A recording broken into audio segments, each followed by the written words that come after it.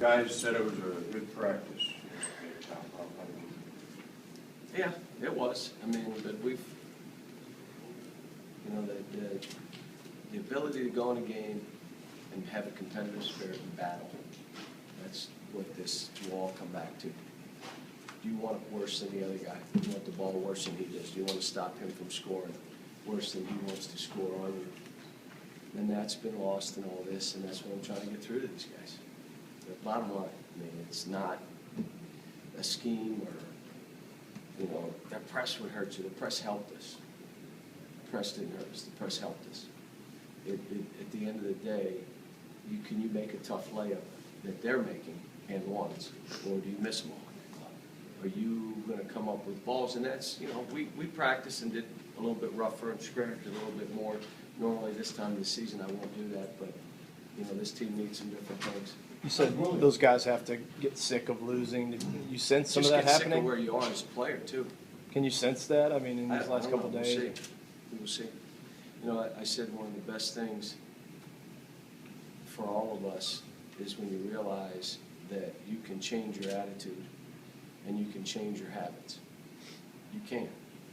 Now, you may not choose to because it's hard and it's uncomfortable. It maybe embarrasses you that what you were doing was wrong, so you got to change. But when you do change your habits and you do change your attitude, your life changes. Ask Josh Harrelson. Ask DeAndre Liggins. Your life changes. If you choose not to change, and then you're looking either for self-pity or blame, I keep telling them, do you know why no one cares about your problems? Because they got their own problems. They don't care about your problems.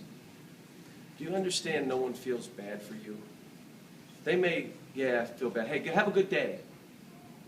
They got their own stuff going on.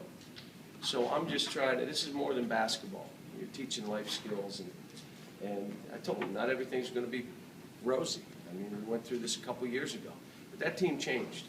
That team changed. Is Kyle an example of somebody who's changing? Yeah. Well, I asked Kyle what happened in front of his teammates. Why did you change? He said, because I was mad at how I was playing. I was embarrassed. I publicly talked about him after the Vanderbilt game. Why did I do it? Because I wasn't getting any change just talking to him and the team. I've done that with a couple other guys. But you shouldn't say things publicly about guys. I'm not deriding them. I'm just making it factual that if you look, this is what they're doing, and we need that to change. He changed. So, you know, and what changed, I asked the guys, well, what changed for him? He's like an animal in practice, just an animal.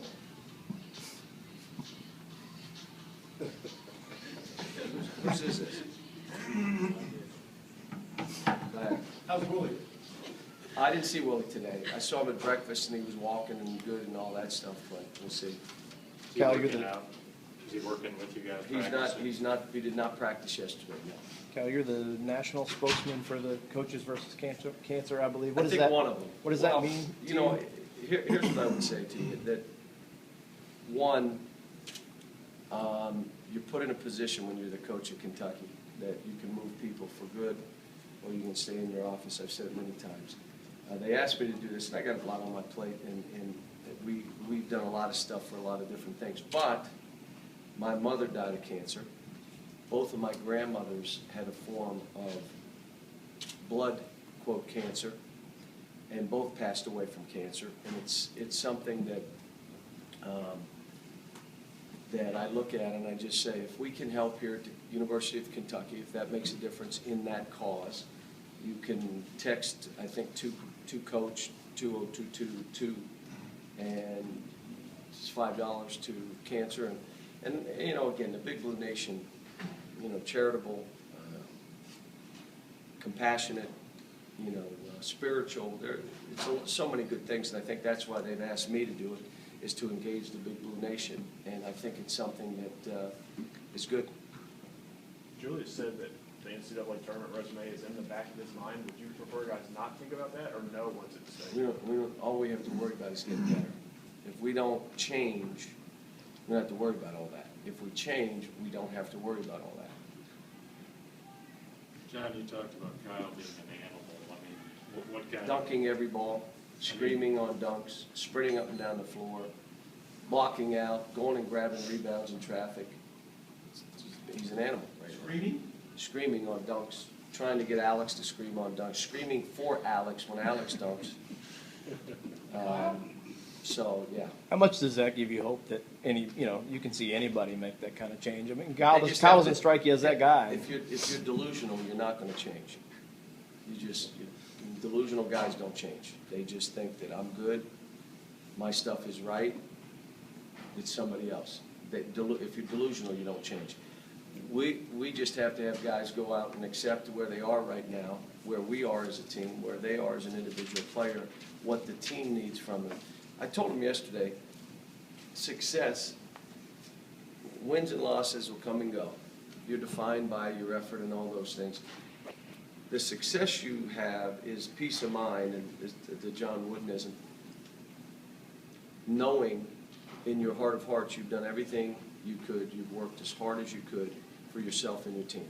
You have peace of mind. You don't have to worry about it. But if you're the last one in that gym, if you know you're not giving everything, you're never going to have peace of mind even if we win.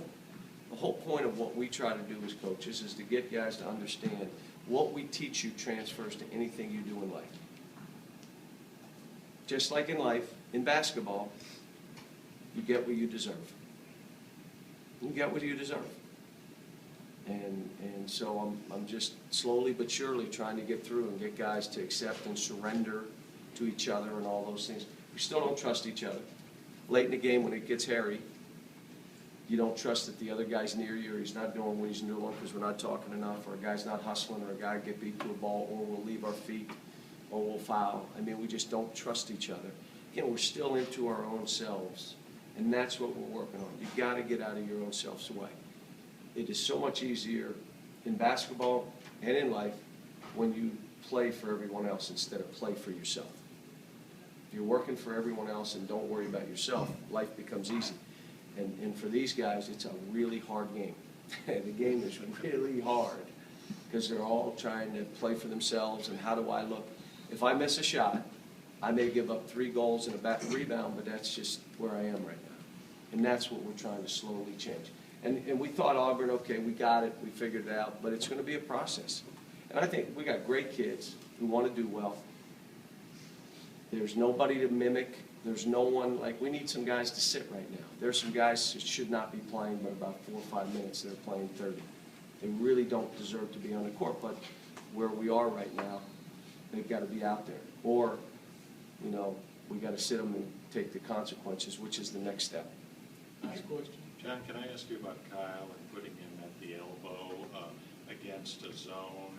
How important that spot is in terms of making a play, a shot, pass?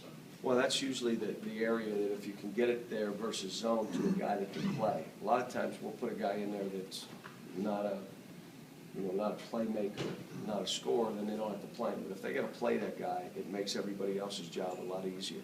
And he's comfortable in there. He wants the ball in there. All right, thanks.